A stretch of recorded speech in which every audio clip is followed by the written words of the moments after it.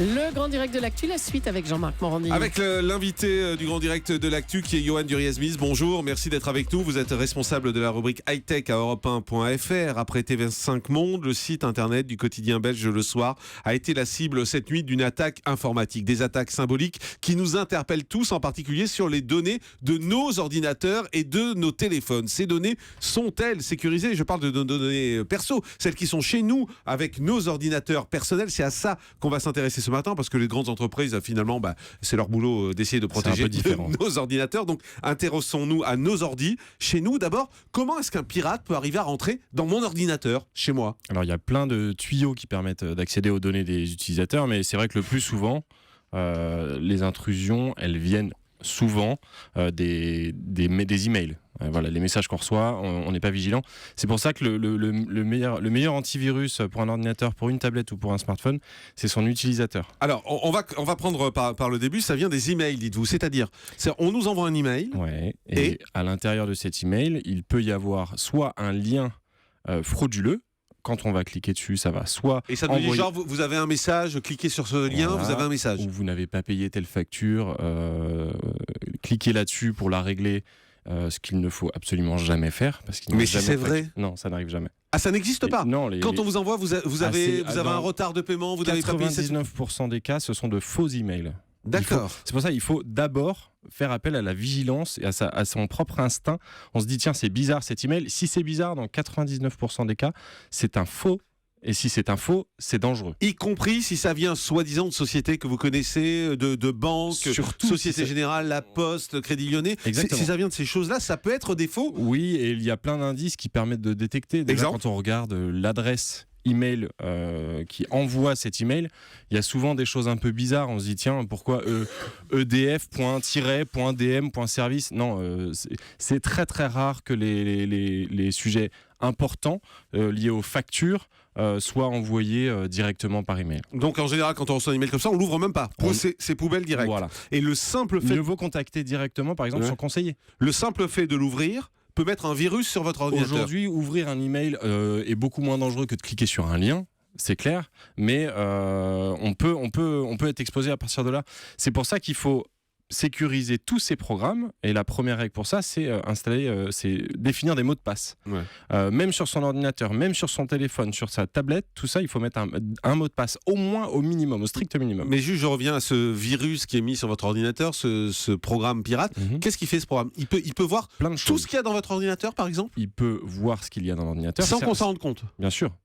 Dans la plupart des cas, c'est même absolument invisible. Il peut voir tout ce que vous tapez, tout ce que vous écrivez, tous les programmes qui sont chez vous. Ça dépend lesquels. Il y en a beaucoup de sortes différentes, mais potentiellement, ils peuvent quasiment tout faire, même prendre en main à distance le contrôle de votre ordinateur. Ça veut dire qu'on a son clavier, on a sa souris, et on peut plus diriger son ordinateur. C'est quelqu'un d'autre à distance qui le fait. Ça, c'est assez facile lorsqu'il s'agit d'un particulier, que la protection est limitée ou que la protection a été négligée.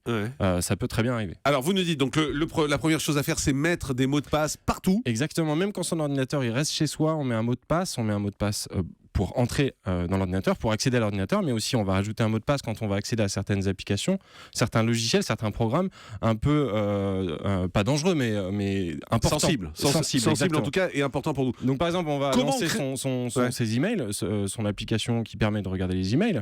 Il vaut mieux mettre un mot de passe déjà pour y accéder, même si on est déjà dans l'ordinateur. Alors qu'elle est libre chez tout le monde en fait. On a tous notre accès à email qui est libre. En fait, vous dites même là, mettez un mot de passe. Même là, mettre un mot de passe. Et comment on choisit ce fameux mot de passe? Parce qu'on met tous des mots-clés. Moi, j'ai mis Julie Europe 1, par exemple, sur tous mes mots de passe. Mais surtout pas. Bien sûr. Comment on choisit? Il y a des règles de base. Il y a plein de règles de base. Il faut évidemment pas quelque chose qui est facile à retrouver. Donc, éviter date de naissance. Julie Europe 1, par exemple. Voilà. Arrêtez. Une date de naissance qu'on peut trouver sur Internet facilement, un nom de famille, le nom des enfants, il faut éviter. Pas les noms des enfants, pas les noms des chiens. Complexifier toutes ces données. Éventuellement, on peut mettre le nom de ses enfants, si on a 3 enfants, mettre les prénoms des 3 enfants d'affilée, rajouter un numéro au milieu, rajouter des majuscules, éventuellement des caractères spéciaux. Majuscules et minuscules, en revanche, ça change tout. Exactement. Le simple fait de mettre des majuscules au milieu d'un mot de passe change tout. Plus il est long, plus il est Plus sécurisé. c'est bon, ouais. Voilà, plus il est sécurisé. Voilà, c'est des règles qui sont relativement simples, qui ne changent pas. Et le mieux maintenant, par exemple, sur smartphone, parce qu'on continue de penser que les smartphones et les tablettes sont moins sujettes aux attaques, c'est faux, c'est totalement faux. Au contraire, les hackers maintenant savent que les gens se servent de plus en plus, les gens sont de plus en plus équipés.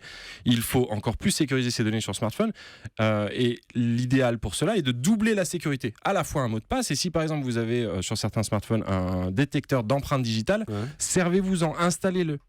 Servez-vous-en. Parce que ça, c'est compliqué à pirater, forcément. Eh ben, c'est beaucoup plus compliqué à pirater. Et quand il y a 2 facteurs, ça diminue par 2, ça divise par 2 les risques de piratage. On nous vend sans arrêt des antivirus pour nos ordinateurs. C'est efficace? Alors, avec le temps, ils sont devenus moins efficaces parce que la plupart des données... Je crois que vous alliez nous dire le contraire, qu'avec le temps, ils étaient plus efficaces. Non, alors évidemment, ils se sont améliorés, mais il y a tellement d'attaques que ça s'accélère et que les attaques se diversifient tellement que c'est beaucoup plus compliqué de se mettre à jour, et que souvent, lorsqu'une nouvelle attaque est créée pour pirater des données, un éditeur d'antivirus va arriver un petit peu après cette attaque pour la corriger. Mais est-ce qu'il faut quand même mettre des antivirus sur ces ordinateurs? Alors sur un ordinateur, c'est conseillé.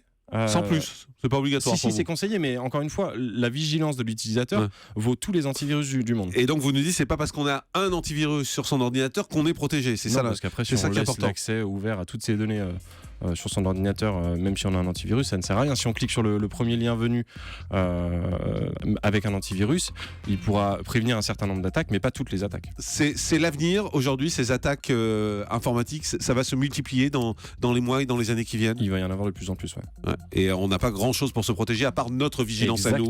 Et ces mots de passe, on a bien compris, hein, quand on fait un mot de passe, on essaie de mettre un chiffre dedans, on essaie d'alterner des minuscules et des majuscules. Faire très attention aux emails. Et faire très attention aux emails, ne pas ouvrir et ne pas cliquer sur des emails. Dernier petit conseil, évitez de se connecter au réseau Wi-Fi ouvert, public, partout.